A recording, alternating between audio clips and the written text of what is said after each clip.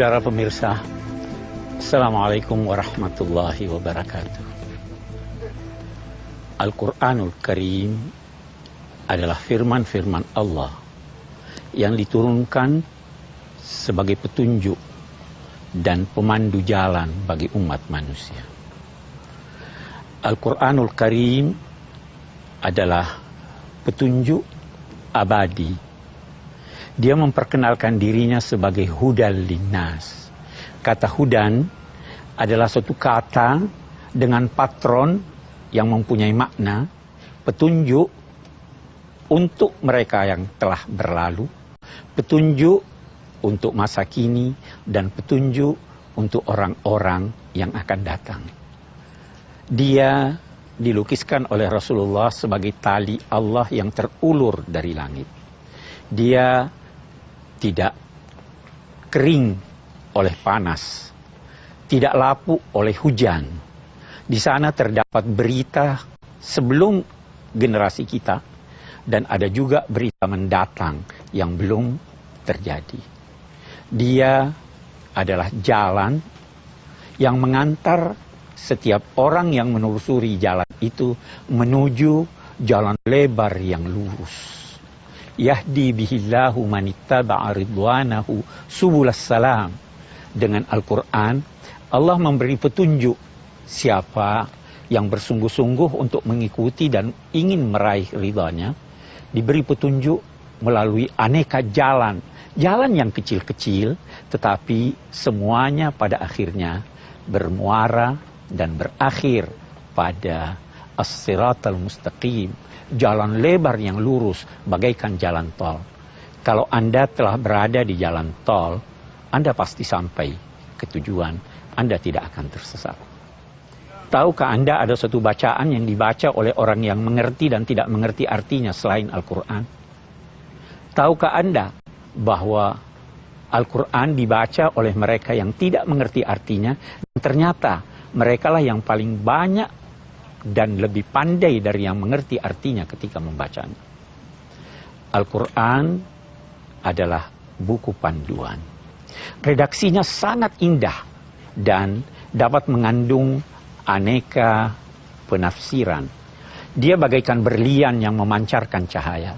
Jika Anda memandang dari depan, dia memancarkan cahaya tertentu, dari samping cahaya yang lain lagi, sehingga boleh jadi saat ini Anda menafsirkannya, esok timbul penafsiran baru lagi yang tidak kalah benarnya daripada penafsiran yang lalu. Kali ini seseorang memahaminya demikian, besok bisa saja ada pemahaman baru yang timbul, persis seperti alam raya yang kita pelajari, tidak kering-kering bagi yang mempelajarinya, menemukan rahasia-rahasia alam. Itulah Al-Quran, itulah panduan abadi bagi umat manusia seluruhnya.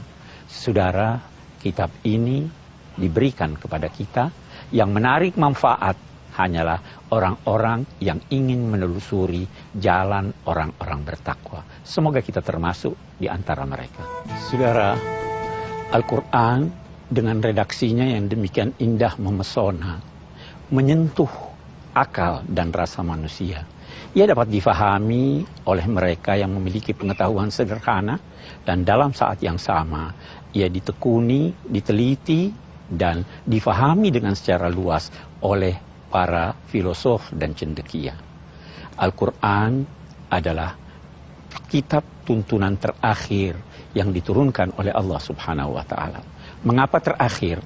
Karena kehidupan manusia, akal fikirannya telah mencapai suatu tahap yang menjadikan manusia dapat menilai sendiri, melakukan upaya-upaya melalui nilai-nilai umum yang telah dianugerahkan Allah melalui Al-Quran.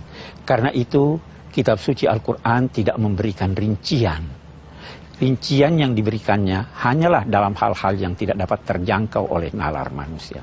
Al-Quran menjadi kitab terakhir dan selalu siap memberi layanan petunjuk kepada siapapun sampai generasi yang akan datang, karena dia tidak mengkultuskan bentuk-bentuk formal, nilai-nilai yang lebih diperhatikannya. Di samping itu, Al-Quran tidak memberikan kepada seseorang sesuatu yang memberatkannya, sehingga kalau ada tuntunannya yang berat, otomatis dia dapat menjadi ringan.